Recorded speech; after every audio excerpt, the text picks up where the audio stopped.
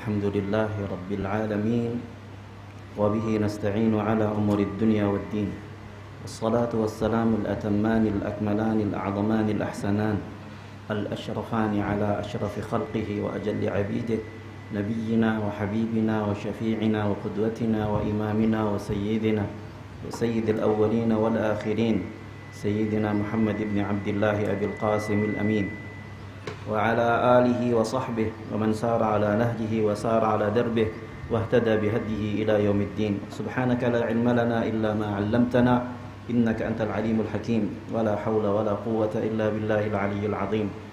رب اشرح لي صدري ويسر لي أمري واحلل عقدة من لساني يفقه قولي. اللهم اجعلنا ممن يستمعون القول فيتبعون أحسنه واجعلنا هادين مهديين غير ضالين ولا مضلين. يقول الله سبحانه وتعالى وأعدوا لهم ما استطعتم من قوة ومن رباط الخيل ترهبون به عدو الله وعدوكم وآخرين من دونهم لا تعلمونهم الله يعلمهم وما تنفقوا من شيء في سبيل الله يوفى إليكم وأنتم لا تظلمون. ويقول صلى الله عليه وسلم إنما الأعمال بالنيات وإنما لكل امرئ ما نوى فمن كانت هجرته إلى دنيا يصيبها أو إلى امرأة ينكحها فهجرته إلى ما هاجر إليه. ويقول صلى الله عليه وسلم الراحمون يرحمهم الرحمن ارحموا من في الأرض يرحمكم من في السماء. ويقول صلى الله عليه وسلم ألا إن القوة الرمي ألا إن القوة الرمي ألا إن القوة الرمي. ويقول صلى الله عليه وسلم الخيل معقود في نواصيها الخير إلى يوم القيامة. Alhamdulillah, segala puji bagi Allah Subhanahu wa taala atas semua nikmat yang Allah beri pada kita semua, terutama nikmat iman dan Islam. Semoga dua nikmat ini dan semua nikmat yang Allah berikan pada kita Allah sempurnakan dan Allah kekalkan sampai akhir hayat kita. Kita boleh ucapkan la ilaha illallah sebagai tanda kebahagiaan bagi orang yang beriman pada Allah dan Rasulnya sallallahu alaihi wasallam. Salawat serta salam pada junjungan kita Nabi Agung, Nabi besar Nabi Muhammad sallallahu alaihi wasallam bersama keluarga, sahabat pengikut beliau sampai akhir masa. Semoga kita semua digolongkan oleh Allah Subhanahu wa taala pada hamba dan umat Nabi yang diterima dan mendapat syafaat daripada baginda Nabi Muhammad sallallahu alaihi wasallam. Amin ya rabbal alamin. Ahibati fillah, hari ini dan pagi ini kita akan sedikit mengkaji atau mempelajari daripada ayat-ayat Al-Quran dan hadis-hadis Nabi sallallahu alaihi wasallam, karena yang berkaitan secara khusus dengan ar-rimayah dan al-khail ataupun yang disingkat dengan kata-kata al-furusiyah. Al-furusiyah mengandung keahlian umat Islam di dalam menggunakan menggunakan senjata ataupun memberikan perlindungan kepada umatnya sebagai pertahanan untuk mengekalkan umat Islam di permukaan bumi. Maka ilmu tentang furusiyah ini ilmu yang lama, mungkin hampir satu abad atau 100 tahun kurang lebih terabaikan oleh umat Islam. Hanya bagian-bagian furusiyah yang diajarkan oleh orang-orang di luar Islam kepada umat Islam. Jadi ulama katakan bahwa semua persiapan yang membantu dalam peperangan itu masuk dalam furusiyah. Semua persiapan yang boleh membantu seseorang di dalam peperangan menggunakan alat apa saja maka masuk dalam furusiyah. Tetapi kalau yang furusiyah itu diambil daripada kata-kata faras, mushtaq min kalimat faras, atau furusiyah ini diambil daripada kata-kata faras, itu artinya kuda. Nah, pengertian kuda, kenapa disebut semua ilmu atau fannul furusiyah itu diberi nama furusiyah? Karena dia memang asasnya daripada orang itu belajar menunggang kuda dan memanah, dan menggunakan alat-alat selain daripada itu, cabangan ataupun cawangan daripada dua persiapan ini. Kalau orang itu boleh berkuda, maka dia akan menjadi kuat fisiknya. Nah, badannya ataupun tubuhnya jadi kuat. Diteliti oleh ilmuwan sekarang ini dalam kajian mereka oleh orang-orang kulit putih bahwa orang yang berkuda fisiknya lebih kuat 8 kali ganda daripada orang yang tak berkuda. Nah, kekuatan ini umat Islam selama 100 tahun, 1 abad setelah penjajahan ini, hampir itu tidak tidak menikmati kekuatan yang Allah bagi, karena mereka tidaklah latihan. Kemudian ayat Al-Quran yang bercerita tentang kuda ini banyak. Kalau boleh saya sebutkan satu persatu. Satu di surat Ali Imran. Ali Imran ayat 13 apa ayat? Yang Allah Subhanahu wa taala sebutkan, Zuyyina lin-nasi hubbus syahawati minan nisa'i wal banina wal qanatiril muqantarah wal qanatiril muqantarati minadh dhahabi wal fiddati wal khaylil musawwamati wal an'ami wal harth. Ayat 13 atau ayat 14. Ayat 13 menurut Quran Madinah, Mushaf Madinah yang dari 2 riwayat, Nafi' dan riwayat Qalun dan Warsh dari Imam Nafi'. Tapi ayat 14 dalam riwayat Makki Imam Ibnu Katsir dan riwayat Kufah. Maka di situ ada perbedaan sedikit. Jadi ayat 14 kalau yang mushaf yang ada, yang mushaf Nabawi atau mushaf Utsmani sekarang, di ayat 14, Zuyyina linnas hubbus syahawat, Allah sebutkan di sini wal khailil musawwamah, kuda-kuda pilihan, kuda-kuda yang terlatih, kuda-kuda yang gagah, kuda-kuda yang bagus dan indah. Itu kata-kata musawwamah itu maknanya daripada yang 4 tadi itu. Musawwamah diartikan oleh ahli tafsir, satu disebut dengan kuda pilihan, disebut juga al-hisan al-mutahhamah, yang gemuk, padat badannya, yang bagus, yang indah. Kemudian al-mudarrabah, yang terlatih. Itu semua makna daripada al-musawwamah. Secara ringkas makna musawwamah itu. Jadi kalau di dalam terjemahan Quran yang ada, kalau dalam terjemahan Indonesia disebut kuda pilihan. Tapi kalau kuda terjemahan Malaysia itu adalah kuda yang sudah terlatih. Tetapi kalau dalam kutub tafsir dia sebutkan musawwamah itu mudarrabah terlatih, hisan bagus, mutahhamah gemuk padat. Jadi ada yang gemuk tapi badannya tak ramping, ada yang ini gemuk dan padat. Jadi berisi, kuat berarti. Kemudian pilihan itu disebut dengan apa ya? Mukhtarah, yang terlatih.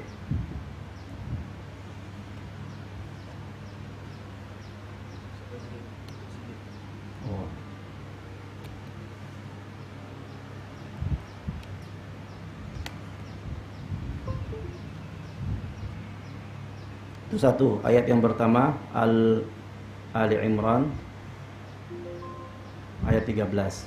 Kemudian ayat yang kedua yang bercerita tentang kuda di dalam surat Al-Anfal ayat 60, yaitu yang dari ayat 1 ayat Al-Anfal 1 ayat ini, buku ini tersusun.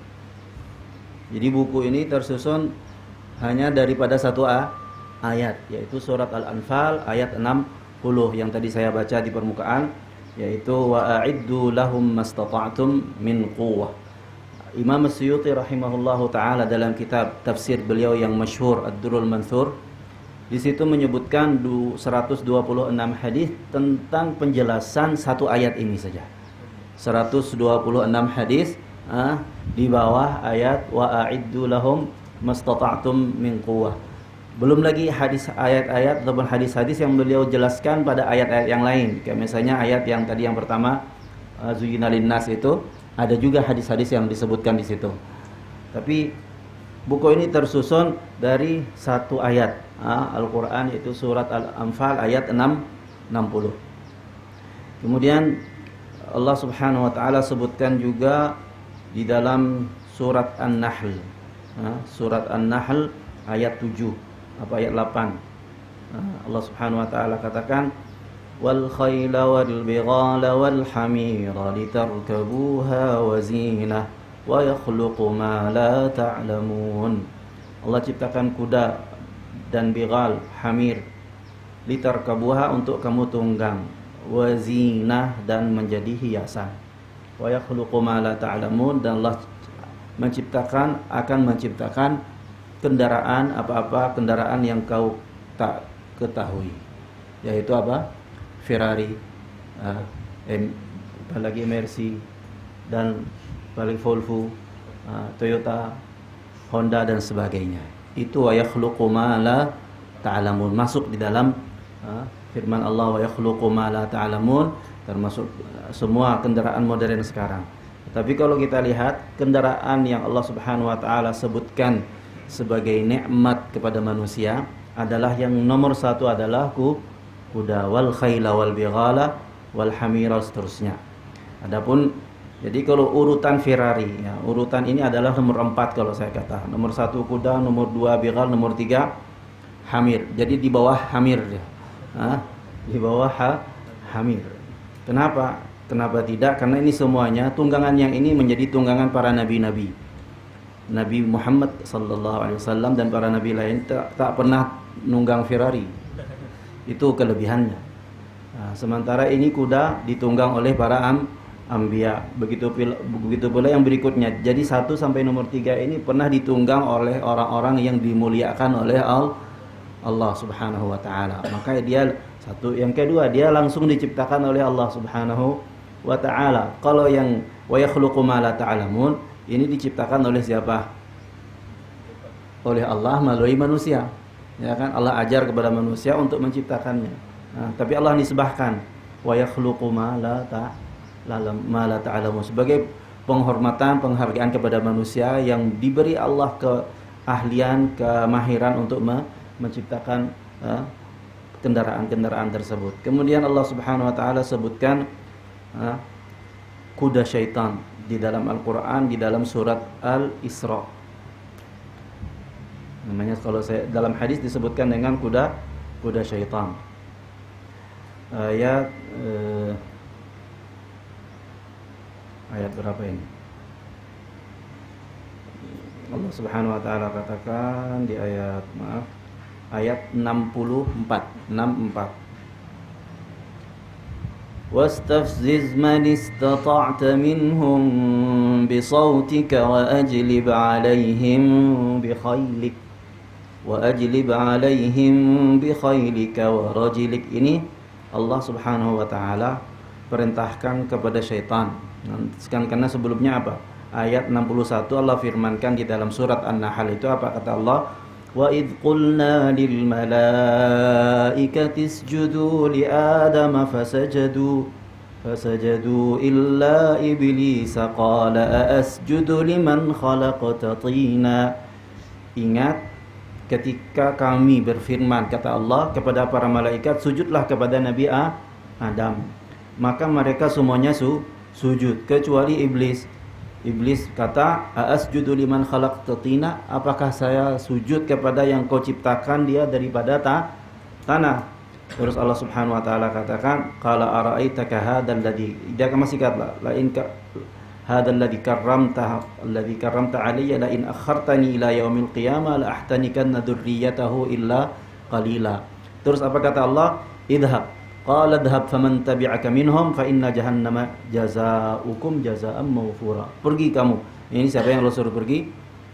Iblis, syaitan. Pergilah kamu, siapa yang ikut kepadamu maka tempat tinggalnya balasannya adalah balasan yang sempurna, masuk neraka jahannam.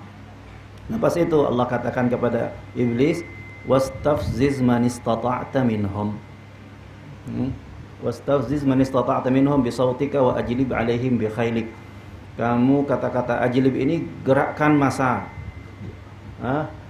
untuk atau pengaruhi manusia, provokasi manusia untuk memusuhi anak cucu Nabi Adam yang beriman kepada Allah dengan kuda-kudamu.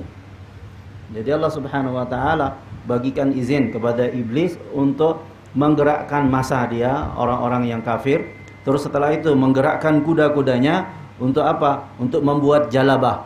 Jalabah ini maksudnya ribut, keributan atau bahasanya apa? Kacau. Kekacauan kepada orang-orang yang beriman kepada Allah Subhanahu wa taala. Hari ini yang bergerak berkuasa di permukaan bumi ini adalah syaitan dengan kuda-kudanya. Siapa yang menguasai dunia hari ini?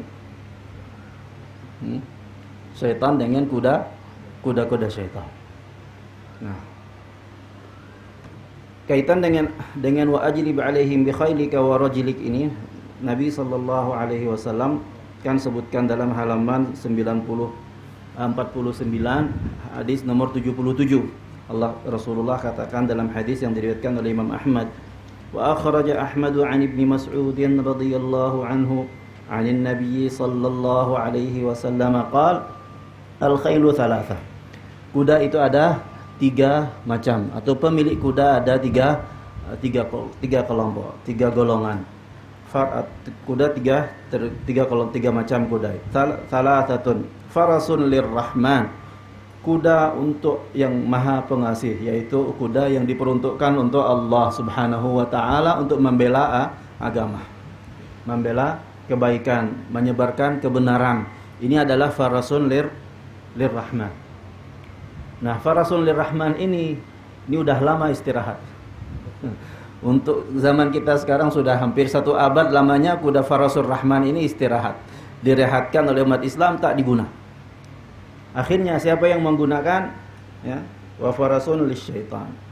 Farasul lirrahman wa farasul lil insan. Jadi sekarang kuda yang banyak di permukaan bumi hanya antara 2. Yang kedua dengan yang ketiga terakhir. Wa farasun lisyaitan. Satu kuda diperuntukkan untuk keperluan hidup manusia, yang satu lagi untuk tujuan daripada maksud syaitan menyesatkan. Wa ajlib 'alaihim bi khailika. Ini kerjaan daripada syaitan, sehingga orang yang berkuda memang disebutkan bahwa dia lebih kuat tubuhnya, lebih kuat fisiknya. Tapi pengguna sekarang ini adalah mereka orang-orang yang tidak beriman kepada Allah, ataupun mereka beriman kepada Allah tapi memusuhi Allah Subhanahu wa taala. Orang Yahud, orang Nasrani, dia beriman kepada Allah Subhanahu wa taala, tetapi mereka gunakan untuk memadamkan cahaya Allah Subhanahu wa taala. Mereka tidak terima Nabi sallallahu alaihi wasallam sebagai nabi akhir zaman. Lanjut ayat yang berikutnya yang Allah Subhanahu wa taala ceritakan tentang kuda adalah surat Al-Adiyat. Satu surat bicara tentang kuda semua, tapi secara khusus tentang kuda betina. Jadi kuda betina ini ada keistimewaan di dalam hadis. Nabi sallallahu alaihi wasallam perintahkan supaya memelihara kuda betina. Kuda betina kenapa diistimewakan, disebutkan di dalam hadis itu adalah dia irtabitul inath. Nabi sallallahu alaihi wasallam dalam hadisnya, peliharalah kuda betina. Fa inna zuhuraha izzun wa butunaha kanzun. Karena sesungguhnya kuda betina itu belakang kuda itu dia merupakan satu kemuliaan bagi penunggangnya. Nah, orang yang menunggang kuda dia jadi mulia. Kenapa? Kemuliaan yang dimaksud di situ tuh ada kemuliaan secara maknawi dan ada kemuliaan juga secara hissi. Secara hissi dan maknawi ini orang kafir ataupun yang disebut dengan kafir dhimmi pada masa di Madinah, masa Nabi dan para sahabat Khulafa ar-Rasyidin dan begitu sesudah mereka, sebelum masa penjajahan. kepada negara-negara Islam. Tidak boleh orang Yahudi nunggang kuda. Tidak boleh orang dhimmi nunggang kuda di negeri orang Islam. Kenapa? Khusus yang nunggang kuda itu orang Islam saja. Nah, orang Islam sahaja. Nah, boleh lihat halaman nomor 6 dari kanan, dari sebelah kanan. Fadlur tibatil inath, fadlur tibatil inathi minal khail. Alaikum bi inathil khail, fa inna zuhuraha hirzun wa butunaha kanzun. Hendaknya kamu pelihara kuda betina, karena sesungguhnya punggungnya ataupun belakang kuda betina itu hirzun, pelindung daripada musuh. Bila orang menunggang kuda, musuh tak boleh tangkap dia. Ataupun dia tunggang kuda, musuh tak berkuda, maka ya akan boleh mencapai musuh. Satu. Yang kedua, orang di luar, satu penunggang kuda, satu tak. Penunggang kuda tadi saya katakan lebih kuat fisiknya daripada orang yang biasa. Kalau mereka berkelahi ya, sini berkelahi juga. Bertarung, siapa yang kuat? Tentu yang lebih kuat fisiknya akan memenangkan pertarungan itu. Maka jadi menunggang kuda, di belakang kuda itu adalah mengandung suatu rahasia yang boleh membuat tubuh lebih sehat daripada biasa. Hirzun, jadi pelindung. Wa butunaha kanzun, sementara perutnya mengandung pusaka, kekayaan. Kanz. Kenapa? Jadi setiap tahun boleh dapat anak lagi, jadi dia punya. Tapi kalau sudah dikasih, nah sudah ada cara keturunan. Nah, maka saya tadi bincang di mobil, sebaiknya orang Islam hari ini berpikir untuk menghidupkan sunnah ini, maka mereka sebanyak-banyaknya beli kuda betina. Kuda betina. Kuda jantan dibeli yang bagus. Kalau boleh yang bagus dua-duanya. Yang jantan baka bagus, yang betina juga yang bagus. Kalau belum boleh, yang jantan baka yang bagus itu boleh beli jamaah. Ustaz siapa nama Ustaz? Fadlan. Kata 1000. Ustaz siapa? Zaini 1000. Ustaz ini berapa? 1000. Ini 1000 kumpul semua para ustaz. Jadi berapa? 10 ustaz jadi 10.000. Kalau perlu satu ustaz 5.000. Sebulan kumpul 1.000 sampai 5 bulan jadi berapa satu ustaz? 5.000. 5 bulan jadi 5.000 kali 10 50. Ya kan? Beli kuda yang bagus satu jantan. Untuk apa itu? Untuk baka bibit yang baik. Yang lain-lain, tolab, ibu-ibu beli kuda betina yang bagus-bagus. Kalau tak boleh yang bagus, beli yang murah saja, yang kecil tak apa. Tapi nanti dikacukkan sama yang bagus, dapat anak yang bagus. Sehingga dengan masa yang singkat, semua boleh punya kuda. Beli kuda yang murah di sini berapa harga? Kuda padi atau kuda kedah? Ada tak kuda kedah? Ada kan? Kuda petani dekat seberang sana beli kuda padi yang betina, tapi yang jantan cari kuda Arab. Beli yang jantan kuda Arab. Nanti dikawinkan, begitu dikawinkan akan dapat kuda yang bagus. Jadi namanya kuda apa tuh? Kacukan Arab Kedah atau kacukan Arab Kelantan Arab padi. Maka rahasia daripada hadis ini kena kita amalkan.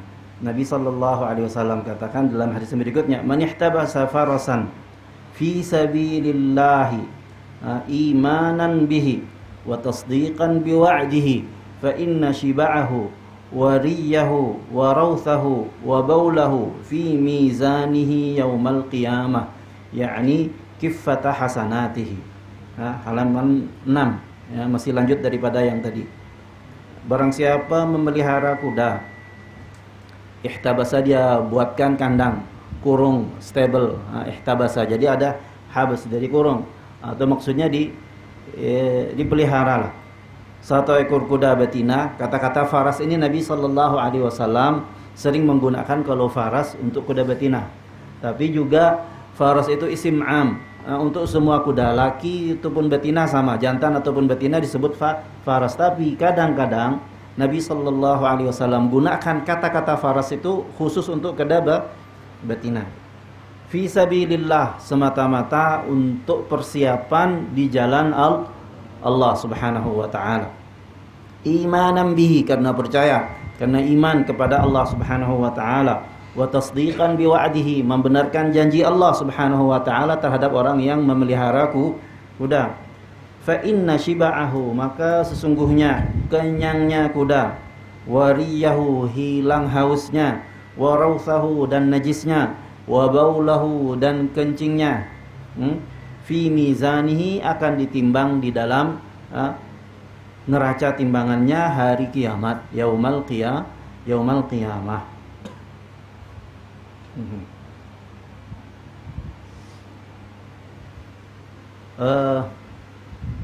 Sahabat Nabi Al-Miqdad, Khalid ibn al-Walid radhiyallahu taala an, itu mereka pada waktu perang Badar, ini Miqdad perang Badar, kalau Khalid di peperangan yang lain, selalu guna kuda betina. Di sini dalam riwayat Ad-Daraqutni dari Al-Miqdad, ghazawtu ma'an Nabi sallallahu alaihi wasallam yawma Badrin ala farasin li untha. Saya berperang, ikut ghazwah bersama Nabi sallallahu alaihi wasallam waktu hari perang Badar, menunggang kuda yang punya saya betina, ala farasin li untha, ala farasin untha li. Nah ini kenapa di bawah kenapa jadi gunakan kuda betina? Karena kuda betina dia tak ramai, tidak banyak apa? Tidak banyak bising, tidak banyak sahilnya. Tetapi satu itu. Yang kedua, kalau sebaliknya, kalau kuda jantan bunyi, ramai terus, teriak. Tetapi teriaknya kuda jantan ini juga bagus, ada juga fungsinya. Kalau kita mau serangan serangan malam atau serangan fajar ataupun serangan yang berupa kumpulan kita kecil, maka kena kuda betina, kena guna kuda betina supaya tidak ketahuan. Tetapi kalau kita kuda berbaris-baris dengan musuh, di depan musuh kita di sini berhadapan dengan barisan saf, maka kita letak kuda jantan. Sebab apa? Teriakan ataupun sahil atau rengkean kuda jantan itu akan digunakan oleh Allah Subhanahu wa taala sebagai penakut bagi hati-hati orang kafir. Yang musyrikin, dia akan tambah takut dengan suara yang Allah Subhanahu wa taala ciptakan padaku kuda, yaitu suara sahilnya itu. Amla'u bika amla'u bi sautika qulubahum. Dalam lain riwayat, ur'ibu bi sautika qulubal musyrikin. Aku buat takut hati-hati orang musyrikin dengan suara rengkeanku kuda. Nah, jadi ketika di barisan saf itu muslimun yang mau menghadapi musuh, kudanya sering merengek, bagus. Jadi membuat musuh jadi takut. Tetapi kalau dalam serangan yang kumpulan muslimin sedikit, itu hanya perlu apa? Kuda betina. Jadi disebutkan.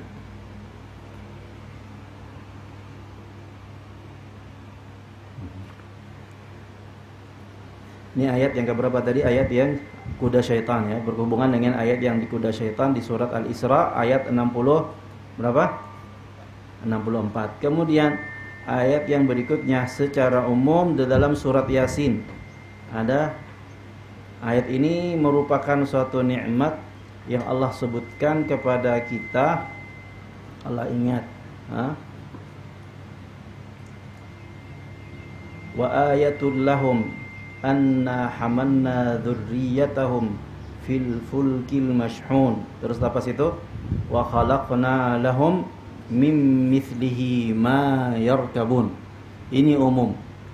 Khalaqna lahum, kami ciptakan untuk mereka zuriat daripada zuriat Nabi Adam, mim mithlihi, daripada seumpama yang mereka naiki daripada fulk. Seperti fulk itu ma yarkabun, apa-apa yang boleh mereka tunggang. Nah, yang ditunggang tadi Allah katakan apa? Wal khayla wal bighala wal hamira litarkabuha, supaya untuk kamu tunggang. Ini lima yarkabun. Secara umum masuk di dalam surat Yasin, dan ini termasuk salah satu ayat tanda kekuasaan Allah Subhanahu wa taala. Ayat berapa ini? 42.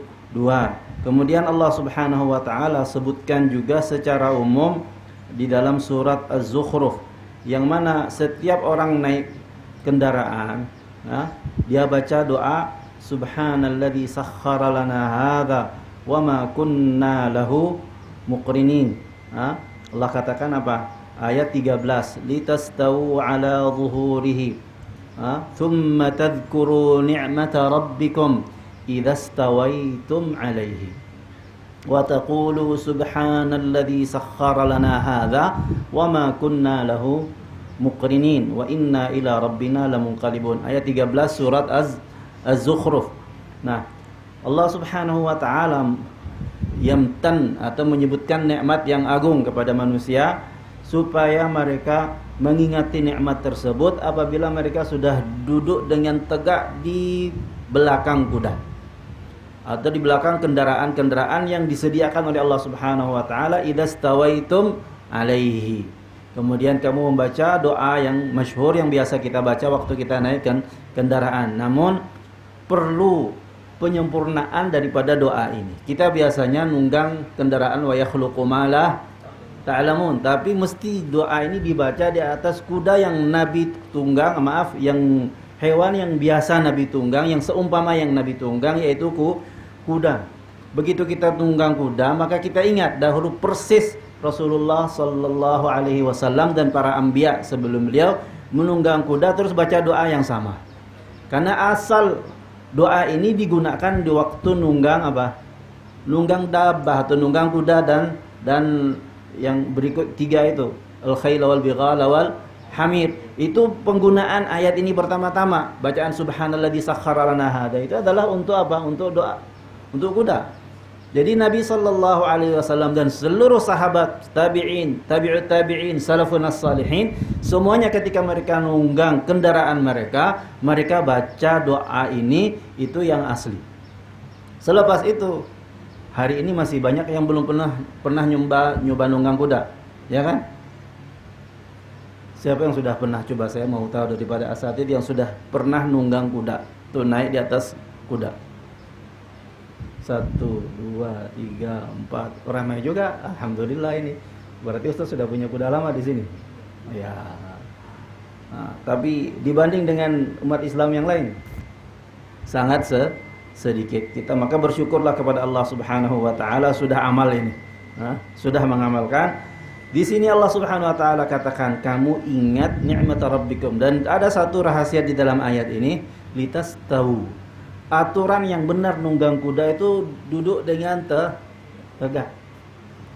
Kalau nunggang kuda duduknya salah, maka tidak menjadi obat untuk tulang punggung, tidak menjadi obat untuk tulang pinggang, tidak menjadi obat untuk saraf kepala, tidak menjadi obat untuk jadi akan menjadi obat kalau duduk dengan benar.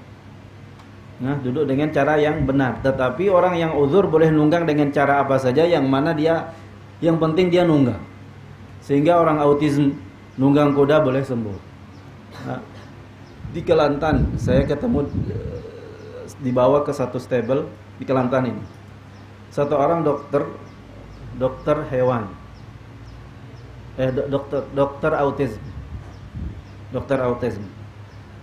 Dia buka tempat untuk mengobati pesakitnya daripada budak-budak kecil. Itu mulai sejak tahun 2013. 2012-2013 sudah mulai. Untuk apa? Menyembuhkan budak-budak yang autism. Dan berhasil, dia bilang 90% hasilnya. Boleh di Kelantan, tak jauh tetangga dengan Kedah. Kalau di Eropa, di Barat, itu udah lama, sudah puluhan tahun yang lalu Tapi itu juga disebutkan oleh Imam Ibnul Qayyim dalam kitab Zadul Ma'ad. Imam Ibnul Qayyim rahimahullah dan kitab Al-Furusiyah Al-Muhammadiyah, beliau sebutkan bahwa berkuda obat untuk qaulun. Qaulun apa itu? Qaulun itu bahasanya, bahasa dikatakan adalah sakit perut, usus buntu, apa itu? Sembelit. Itu boleh obat, jadi obat untuk orang pesakit usus sembelit. Dalam dua kitab itu, punya Imam Qayyim disebutkan benda itu.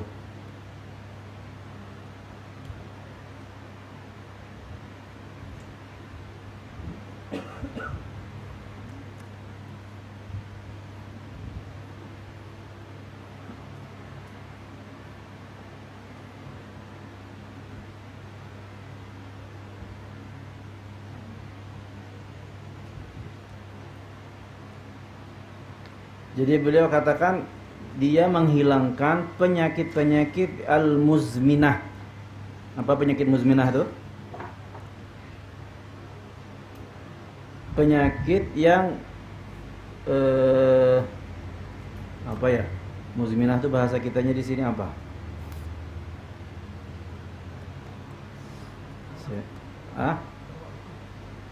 Al-muzminah yang dia tak boleh hilang gitu. Apa bahasanya kalau diterjemahkan tuh?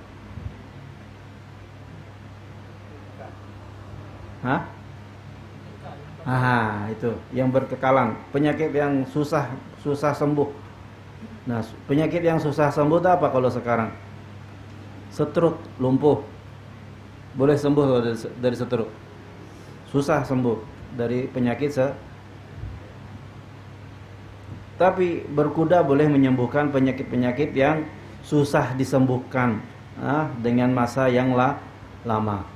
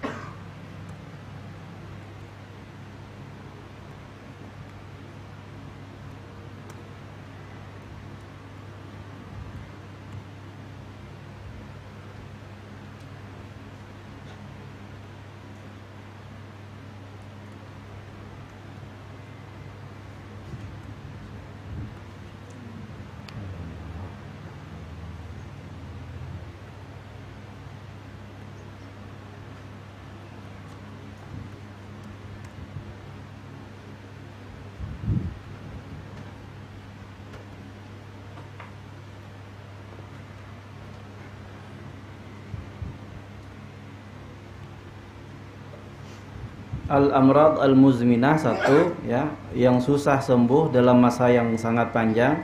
Yang kedua, dengan penyakit yang disebut dengan syalal. Syalal itu lumpuh, stroke. Terus qaulun. Qaulun ini yang tadi saya kata apa? Sembelit ya. Berkuda boleh menyembuhkan itu, dan ini sudah lama. Tadi kalau sekarang banyak lagi ternyata hasil daripada pengobatan terapi berkuda. Maka Allah Subhanahu wa taala ketika mengatakan litadhkuru ni'mata rabbikum idza stawaitum 'alaihi, itu mengingat nikmat Tuhanmu ketika kamu sudah tegak duduk di atas punggung kuda.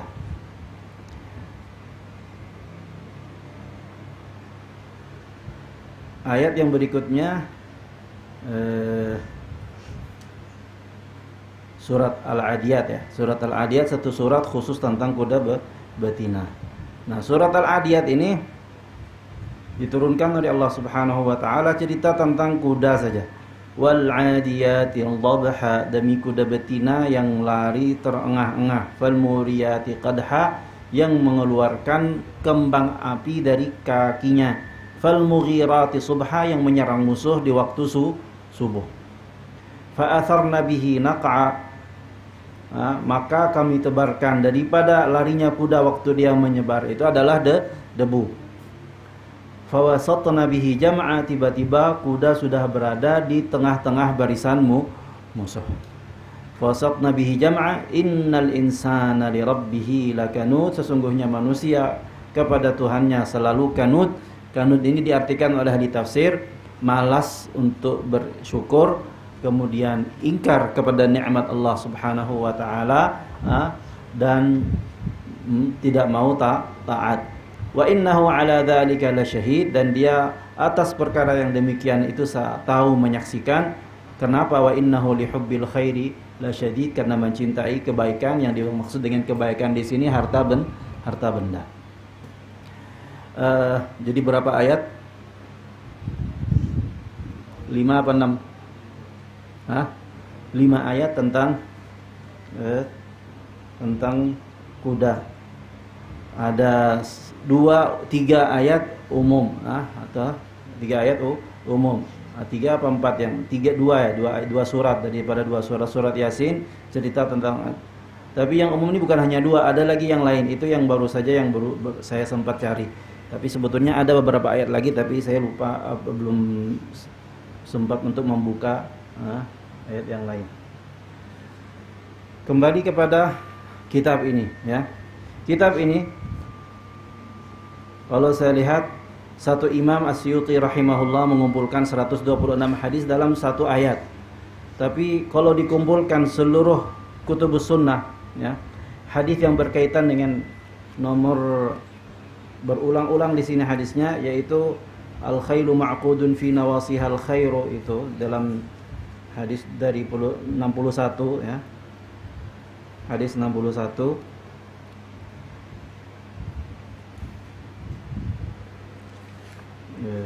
Maaf, bukan 60 berapa ini?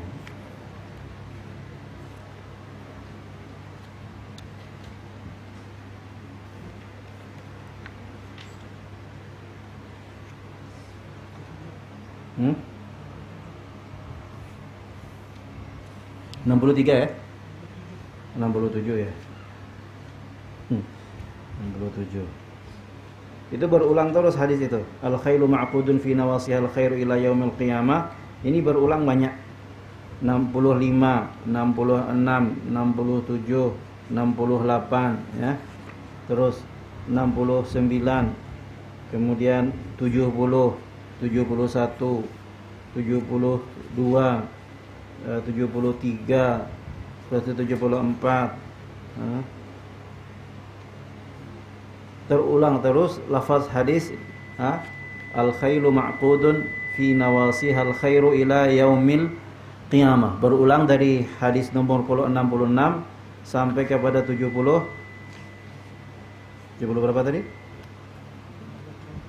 Sampai 74. Diulang-ulang oleh Nabi sallallahu alaihi wasallam lafaznya, dan ini termasuk daripada salah satu hadis mutawatir.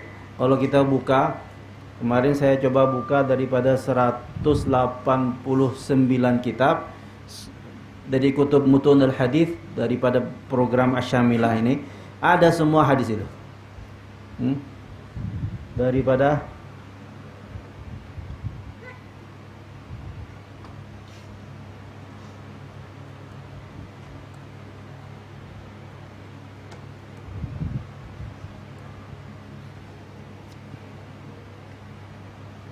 187 kitab, semuanya ada hadis al-khailu ma'qudun fi nawasihal khairu ila yaumil qiyamah. Beda-beda lafaznya, dan beda-beza juga lafaz sebelumnya.